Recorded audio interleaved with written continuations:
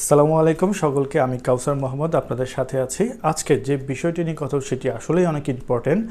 Facebook 4টা বিষয় কী কী নিশ্চয়ই আপনারা জানতে চাচ্ছেন, আবার অনেকে হয়তো সেটা করে রেখেছেন, কিন্তু আজকের ভিডিওটি তাদের জন্য যারা এই বিষয়টি জানেন না যে 4টা বিষয়গুলো কি কি। আজকে আমরা সেই বিষয় নিয়ে কথা বলবো।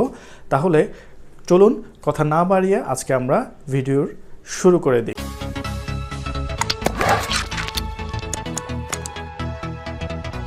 সর্বপ্রথম আপনাদের মোবাইল ফোনের যেটি অ্যাপস আছে ফেসবুক অ্যাপ, সেখানে আপনাদের চলে যেতে হবে।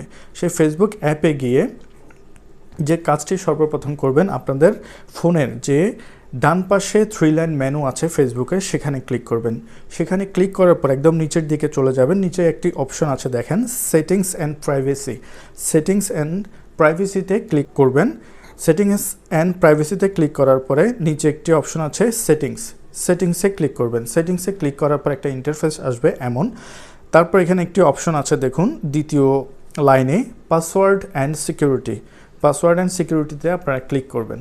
পাসওয়ার্ড অ্যান্ড সিকিউরিটি ক্লিক করার পরে এখানেই মেইন বিষয়গুলো, এই বিষয়টাই অনেকেই করে না, আমরা অনেকেই এই জায়গাটাই ভুল করে থাকি।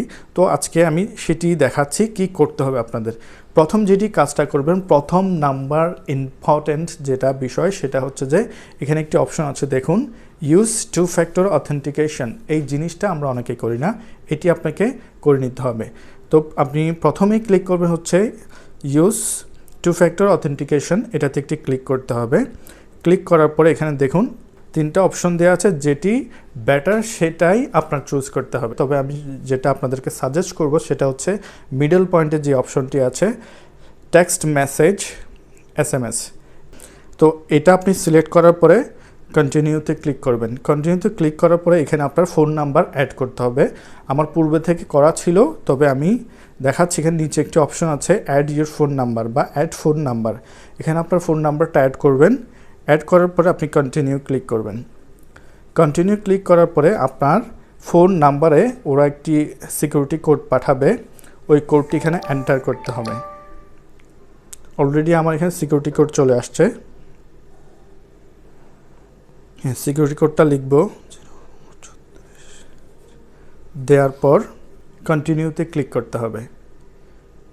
কন্টিনিউতে ক্লিক করার পরে এখানে দেখুন 2 ফ্যাক্টর অথেন্টিকেশন ইজ অন, তাহলে নিচে ডান অপশনে ক্লিক করে দেবেন। তাহলে প্রথম যেটি সিকিউরিটি সেটি আমরা করে ফেলেছি। দ্বিতীয় যে বিষয়টি সেটি হচ্ছে সেটিং আপ এক্সট্রা সিকিউরিটিস। এখানে অপশনটিতে ক্লিক করার পরে এই যে 2টি অপশন আছে দেখেন, নোটিফিকেশন এবং ইমেল অ্যাড্রেস।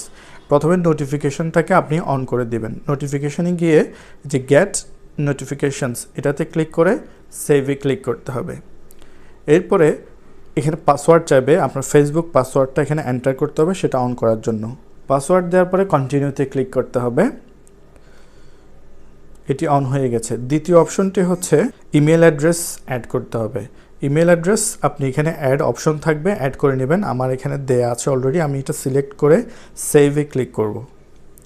সেভে ক্লিক করার পরে দেখুন এটিও অন হয়ে গেছে। এই 3টি কাজ হয়ে যাওয়ার পরে শেষের যে কাজটি না করলে প্রবলেম হতে পারে বা করলে প্রবলেম হতে পারে সেটি হচ্ছে বিভিন্ন আমাদের ফেসবুকে লিংক দেয়া হয় যে এটাতে ক্লিক করুন, এটা দেখুন, বা অমুকের বয়স কত দেখুন, তার গার্লফ্রেন্ড কে হবে, বয়ফ্রেন্ড কে হবে, এইটাতে কিছু লিঙ্ক আসে।